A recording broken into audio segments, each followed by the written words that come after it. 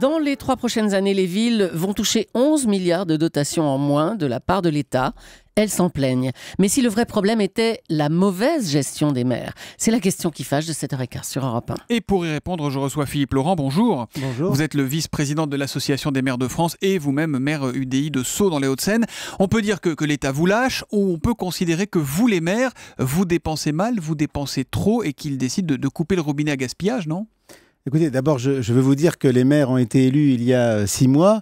On peut donc penser qu'ils disposent de la part, en tout cas de leurs concitoyens, d'une certaine confiance et d'une certaine légitimité.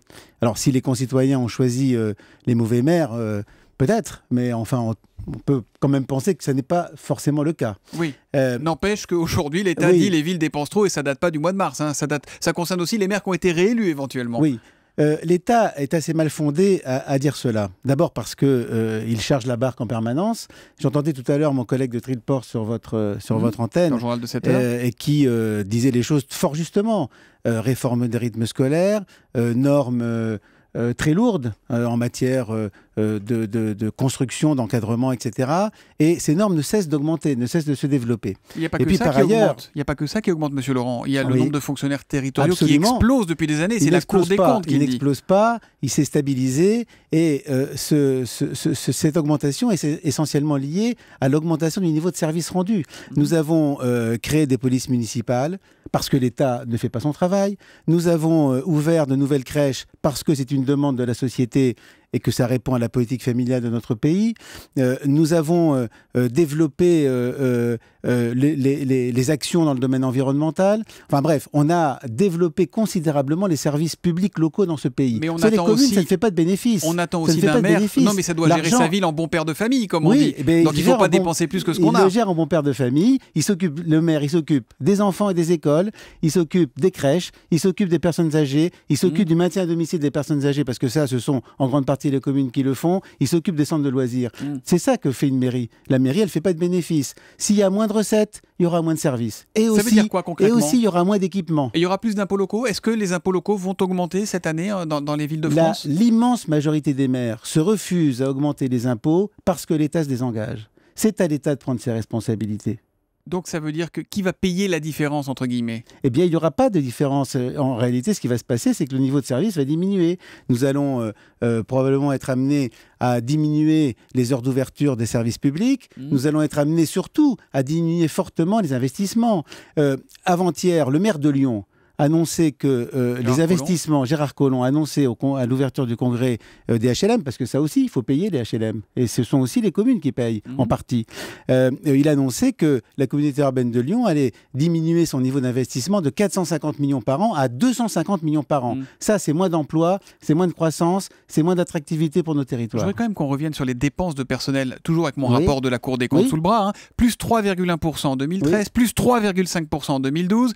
Sur la masse salariale, ça fait 1,7 milliard de plus en 2013, 1,8 milliard de plus en 2012.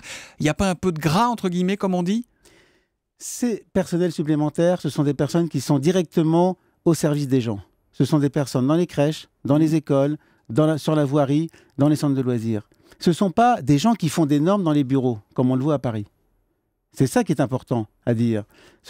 Nos personnels, nous sommes du service public local. Nous rendons des services à la population. Bon, mais quand il n'y a plus de sous, comment on fait ? Est-ce que c'est pas le moment de fusionner des communes, par exemple, pour réduire ? Non, mais est-ce qu'on peut pas fusionner des communes, donc fusionner des services, donc moins de personnel, donc moins de dépenses, et peut-être plus d'efficacité pour les citoyens ? Oui, d'abord, je considère que nous sommes efficaces. En tout cas, on est certainement plus efficaces que beaucoup d'autres services, et notamment que l'État. La Cour des comptes, mais souvent en cause ce fameux millefeuille administratif. Oui, mais la Cour des comptes... Le gouvernement aussi, d'ailleurs. La Cour des comptes, c'est la Cour des comptes. Elle raisonne à partir de tableaux chiffrés, mais elle n'a pas les gens, les usagers du service public en face. Elle est neutre, elle est froide, elle est chirurgicale. Oui, un peu trop. Bon. Un peu trop. Mais alors, est-ce qu'on fusionne ? Est-ce qu'on fusionne des communes ? Est-ce qu'aujourd'hui, on peut avoir 36 000 communes avec...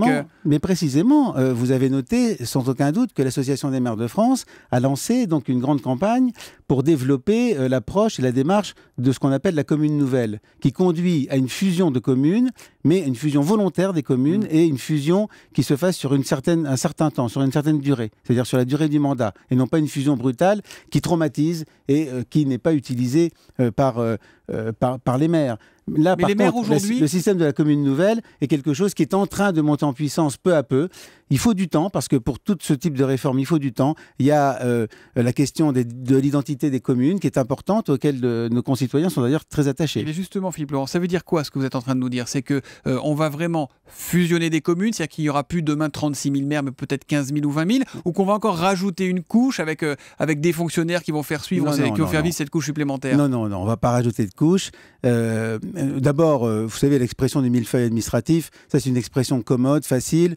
En réalité, on sait très bien qui fait quoi. À laquelle correspondent des milliards de dépenses chaque année, oui, des milliards de dépenses, mais qui sont des dépenses en direction de la population. C'est pas des dépenses que les gens se mettent dans la poche. C'est des dépenses en direction de la population. Une commune, ça ne fait pas de bénéfices. On pourrait parler des doublons entre les communes, les intercommunalités. Non, les doublons, ils sont d'abord entre les collectivités locales et l'État. Pourquoi l'État garde-t-il autant de services alors même qu'il a transféré les compétences? Pourquoi reste-t-il des services bâtiments dans les rectorats alors que les bâtiments sont tous gérés par des collectivités locales? C'est la faute à l'État pour conclure? C'est en grande partie la faute à l'État et un système qui est encore beaucoup trop centralisé. Merci Philippe Laurent d'être venu en direct sur Europe 1 ce matin.